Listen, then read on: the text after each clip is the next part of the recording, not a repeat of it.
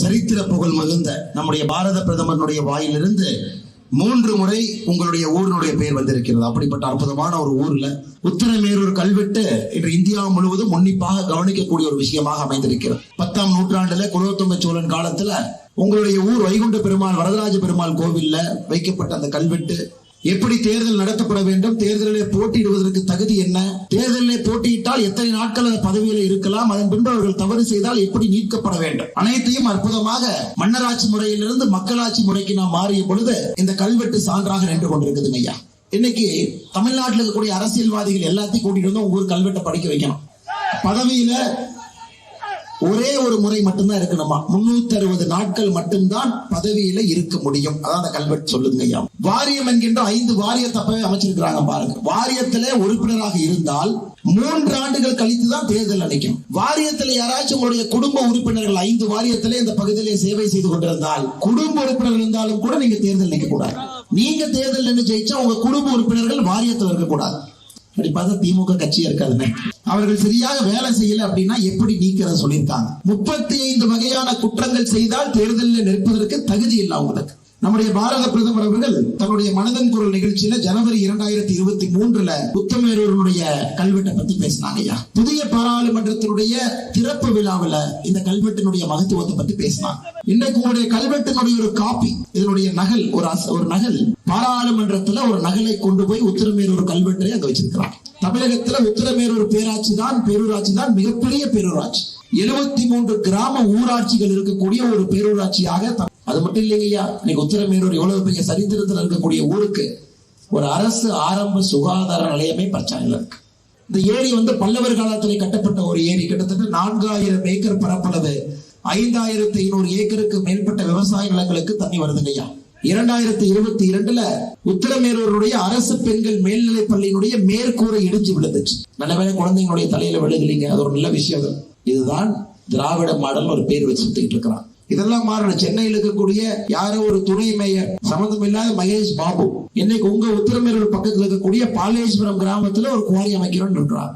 நம்முடைய பாரதிய ஜனதா கட்சியினுடைய விவசாயினை இதை எதிர்த்து பிரபாகரன் அவர்கள், நம்முடைய மாவட்ட தலைவர்கள் எல்லாம் இருக்காங்க, எதிர்த்து போராடி எதை நிறுத்தி வச்சிருக்கிறார். இன்னைக்கு சென்னைக்கு பக்கத்துல எல்லோருமே உத்தரமேரூர் பக்கத்துல இருக்கக்கூடிய கிராமத்தின் மீது வைத்திருக்கக்கூடிய கண்ணு இங்க குவாரி போட்டா சென்னை நகருக்கு தேவையான ஜல்லி இங்கிருந்து எடுத்துக்கலாம். இன்னைக்கு நம்முடைய சென்னை மக்கள், இந்த டிவியில யார் பாக்குறீங்களோ, சென்னை மக்களுக்கு ஒரு அன்பான வேண்டுகோள். உங்க குழந்தைங்க எல்லாம் நீங்க எங்கேயாச்சும் சுற்றுலா கூட்டிட்டு போனோம்னா தயவு செய்து சென்னையில இருந்து 2 மணி நேரத்தில் இருக்கக்கூடிய உத்தரமேரூருக்கு நீங்க வாங்க. 3 கோயில் இங்க இருக்கு. 3 கோயிலுமே 1000 ஆண்டுகளுக்கு மேல பழமையான கோயிலுங்க. உங்க குழந்தைகளை 2 மணி நேரத்துல கூட்டிட்டு வந்தா எத்தனை கடை வச்சிருக்காங்க நம்ம சகோதரர். இந்த கடைக்கெல்லாம் ஒரு வியாபாரமா 3 ஆறுகள் இருக்கு, அதை காட்டலாம். நகரத்தில் இருக்கக்கூடிய குழந்தைகள் இதெல்லாம் பார்ப்பதற்கு எவ்வளவு பெரிய வாய்ப்பு. அதனால் இதனாலதான் ஐயா பிரதமர் அவர்கள் மகாபலிபுரத்துக்கு போறார். நீங்க புரிந்து கொள்ள வேண்டும், எங்கெல்லாம் வாய்ப்பு கிடைக்குதோ நம்முடைய பாரத பிரதமர் அவர்கள் உள்ளூருக்கு போறார். அதனால்தான் சகோதர சகோதரிகள், அற்புதமான இந்த உத்தரமேரூரை பார்த்தவுடன் நான் முடிவு செய்து விட்டேன், தேர்தல் முடித்தவுடன் என்னுடைய குடும்பத்தை நான் அழைத்துக் கொண்டு வரப்போம். 25 ஆண்டு காலமாக ஒரு வாடகை கட்டத்துல காவல்துறை வைக்கிறார், அலுவலகம் இருக்கு, வாடகை கொடுத்திருக்காங்க 25 வருஷம். 20 ஆண்டுகளாக இங்க இருக்கக்கூடிய நீதிமன்றம் ஒரு வாடகை கட்டடத்துல இயங்கிட்டு இருக்கு. நீதிமன்றம் வாடகை கட்டட மானாம்பதி கிராமத்தில் இருக்கக்கூடிய அரசு மேல்நிலை பள்ளியில ஒரே வருஷத்துல 12ஆம் வகுப்பு படிச்ச ஸ்னேகா, ராகுல், இவங்க 2 பேருடைய அப்பாவும் கூலி தொழிலாளி. 2 குழந்தை இன்னைக்கு நீட்டு தேர்வுல சாதித்து மருத்துவக் கல்லூரி போயிருக்கலாம். உங்க ஊர்ல இருக்கக்கூடிய ஒரு கிராமத்தை நான் சொல்றேன்.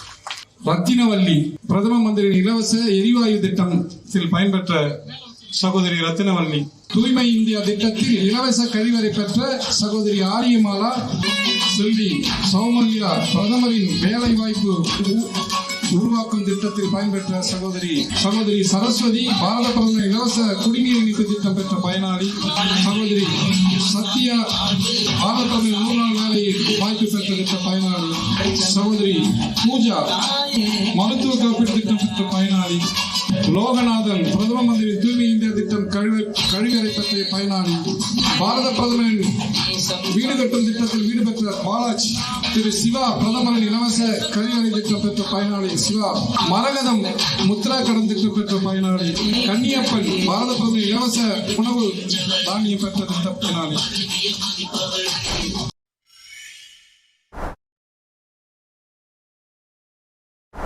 1000 கோவில்கள் இருக்கக்கூடிய நகரம் காஞ்சிபுரம் என்று சொல்லுவாங்க.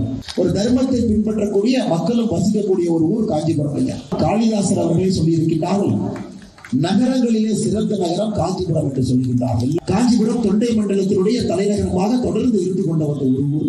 ஒரு காலத்துல காசியும் காஞ்சியும் சமமாக இருந்துச்சு ஐயா. இங்கிருந்து அங்க படிக்க போவாங்க, காசியிலிருந்து காஞ்சிக்கு படிக்க வருவாங்க. எந்த அளவுக்கு பாரத பிரதமர் நரேந்திர மோடி அவர்கள் ஒரு தர்மத்தின்படி ஆட்சி செய்து காசியை எந்த உயரத்துக்கு எடுத்து சென்றிருக்கிறார். ஆனா இங்க இருக்கக்கூடிய ஆட்சியாளர்கள் நம்முடைய அற்புதமான காஞ்சிக்கு என்ன மரியாதை கொடுக்கிறாங்கன்னு பாருங்க.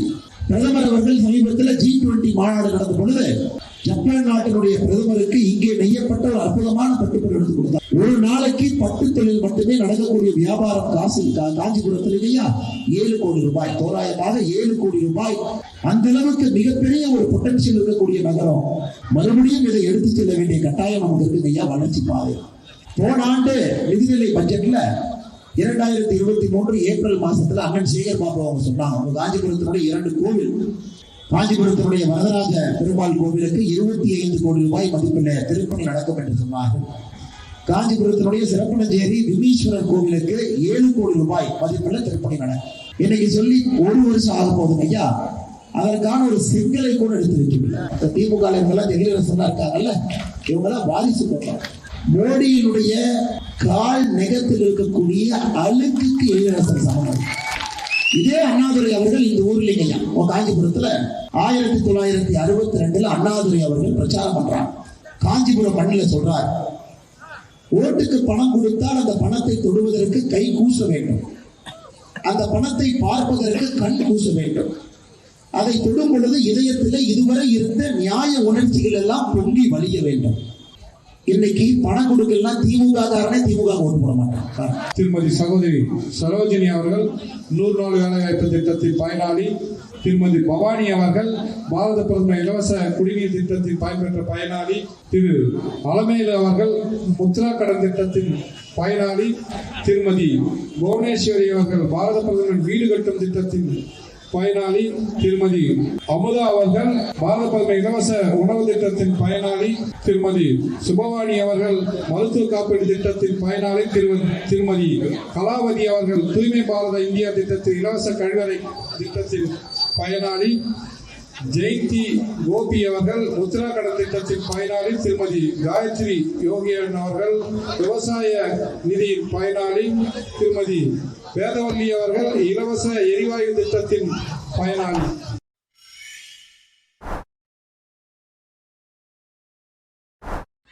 மிகப்பெரிய மனிதர்கள் இந்த மண்ணிலே பிறந்திருக்கின்றார். 12 ஆழ்வார்களும் முக்கியமாக இருக்கக்கூடிய திருமலிசை ஆழ்வார் அவர்கள் பிறந்த மண். ராமானுஜர் அவர்களுக்கே குருவாக இருந்த திருக்கட்சி நம்பிகள் அவர்கள் பிறந்த மண். 2023 டிசம்பர்லீங்க பூந்தமல்லியில இதே மிக்ஜாம் பெருவெள்ளம் வந்த பொழுது பூந்தமல்லி மிதந்து கொண்டிருந்தது. ஜனவரி 2024 கலைஞர் 100 அந்த விழாவை நடத்தி பூந்தமல்லிக்கு 500 கோடி ரூபாய் மதிப்புல ஒரு பிலிம் சிட்டி, ஒரு சினிமா சிட்டியை பூந்தமல்லியில உருவாக்குவோம். 500 கோடி ரூபாய். நமக்கு இது வேணுங்களா ஐயா? ஐயா உங்களுக்கு பாதாள சாக்கடை வேணுமா, பிலிம் சிட்டி வேணுமா? ஆனால் திமுக ஆட்சியை பொறுத்தவரை, முதலமைச்சரை பொறுத்தவரை, உதயநிதி ஸ்டாலினை பொறுத்தவரை ரெட் ஜெயின் மூவிஸ்க்கு படம் தயாரிக்கக்கூடிய செலவு அதிகமாயிருச்சு. அதுக்காக அவங்களுக்கு ஒரு பிலிம் சிட்டி வேணும். முதலமைச்சர் அவங்க 2022 ஆகஸ்ட் மாசத்துல இந்தியா டுடே என்கின்ற பத்திரிகை ஒரு கருத்து கணிப்பு நடத்தினாங்க. முதலமைச்சர் அவர்கள் மீது மக்கள் நம்பிக்கை தமிழகத்தில் எவ்வளவு இருக்கு?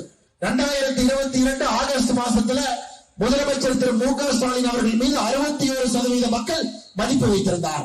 ஐயா நேற்று சர்வே வச்சு அதே இந்தியா டுடேல இன்னைக்கு அதே புத்தகம் தன்னுடைய கருத்து கணிப்புல 69% மக்கள் இல்ல, இன்னைக்கு 36% மக்கள் தான் முதலமைச்சர் அவர்கள் பணி செய்கிறார்கள் என்று சொன்னார். அதாவது சுத்தத்துல 199வது இடத்துல இந்தியாவில் இருக்கின்றோம். 199வது இடத்துல. சென்னையிலே நாம் உற்பத்தி செய்யக்கூடிய குப்பை வெறும் 12% மட்டும்தான் அந்த குப்பையை நம்ம டிஸ்போஸ் பண்றோங்க ஐயா. இன்னைக்கு இந்தியாவில தூய்மை நகரத்துல ஸ்வச் பாரத் சிட்டி ரேட்டிங்ல 45வது இடத்துல இருந்த சென்னை சில வருடங்களுக்கு முன்பு 199வது இடத்துல இருக்குதுங்க. எப்படிங்க ஏத்துக்குவீங்க? மழை பெஞ்சா நமக்கு அங்கிருந்து ஒரு விமோசனம் கிடையாது. காரணம் ஐயா, சென்னை மாநகரத்தினுடைய 3 எம்பிக்களை நீங்க கவனிக்கணும். யாருங்க? தென் சென்னை எம்பி யாருங்க? தமிழச்சி தங்கபாண்டியன். தமிழச்சி தங்கபாண்டியன் அக்கா யாருங்க? தங்கம் தென்னரசு அவருடைய அக்கா. தங்கம் தென்னரசு யாரு? நிதியமைச்சர். தங்கம் தென்னரசு அவர்களுக்கும் தமிழச்சி தங்கபாண்டியன் 2 பேருக்கு அப்பா யாரு? தங்கபாண்டியன் முன்னாள் எம்எல்ஏ, மத்திய சென்னை எம்பி. தயாநிதி மாறனை பத்தி பேசவே வேண்டாம். முரசொலி மாறன் அவருடைய மகன். இதுவரைக்கும் சென்னை வெள்ளத்துல வந்து ஒரு பிஸ்கட் பாக்கெட் கொடுக்கல. ஒரு பிஸ்கட் பாக்கெட்டுங்கம்மா, ஒரு பால் பாக்கெட் வாங்கி கொடுக்கல. வடசென்னை எப்படி இருக்குன்னு பாத்தீங்கன்னா அதனுடைய எம்பி ஆற்காட்டு வீராசாமி, முன்னாள் அமைச்சருடைய மகன் கலாநிதி வீராசாமி. இன்னைக்கு சென்னை தமிழ்நாட்டில் மட்டுமே 8000 பஸ்கள் குறைக்கப்பட்டிருக்கிறது. 8000 பஸ் குறைச்சாச்சு. டிரைவர் இல்ல, கண்டக்டர் இல்ல, ஓட்டருக்கு காசு இல்ல. நம்முடைய திருமலிசையிலே ஒரு பேருந்து நிலையம் கட்டுவதாக சொன்னாங்க. 2021 அறிவிச்சாங்க. 18 டிசம்பர் 2022 சேகர் பாபு சொன்னார், பேருந்து நிலைய பணிகள் 80% முடிந்திருக்கிறது. 2023 ஜூன் மாசத்துல திறந்துருவோம். 2023 செப்டம்பர்ல, அதாவது அவர் மார்ச்லயே திறந்துருவோம். அவரு சொல்லி 6 மாதம் கழித்து ஆட்டியை போட்டு பார்த்தால் அந்த பேருந்து நிலையத்தினுடைய பணி இன்னும் 50% கூட முடியல.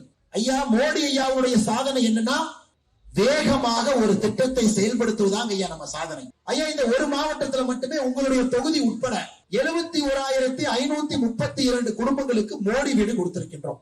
குழாய் மூலமாக குடிநீர் வரக்கூடிய வீடுகள் 4,61,655 வீடுங்கய்யா. அடுத்து இலவச கழிப்பறைகள் 1,91,980 வீடுகள்ல இலவச கழிப்பறை.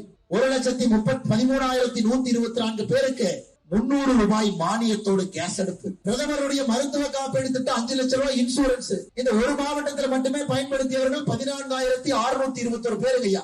விவசாயிகளுக்கு 6,000 ரூபாய் வருடந்தோறும் கௌரவ நிதியா கொடுக்கிறார். திருவள்ளூர் மாவட்டத்தில் மட்டுமே விவசாயிகளுக்கு நாம் கொடுத்திருப்பது 72,851 பேர். பாரத பிரதமரின் அனைவருக்கும் குடிநீர் வழங்கும் திட்டம் ஜல் ஜீவன் மிஷன் திருமதி நந்தினி அவர்கள். 100 நாள் வேலை வாய்ப்பு திட்டம் திருமதி விஜயா அவர்கள். பாரத பிரதமரின் கிசான் சம்மன் திட்டம் திருமதி பிரேமா அவர்கள். தூய்மை இந்தியா திட்டம் திருமதி திவ்யா அவர்கள். பிரதான் மந்திரி கரீப் கல்யாண் திட்டம் திருமதி அம்பிகா அவர்கள். சாலையோர சிறு வணிகர்களுக்கான கடன் திட்டம் திருமதி லலிதா அவர்கள். பிரதம மந்திரியின் வேலை வாய்ப்பு உருவாக்கும் திட்டம் திரு முருகன் அவர்கள். உஜ்வாலா திட்டம் இலவச சமையல் எரிவாயு திட்டம் திருமதி மோகனா அவர்கள். பிரதமரின் மக்கள் மருந்தகம் திருமதி மீனாட்சி அவர்கள்.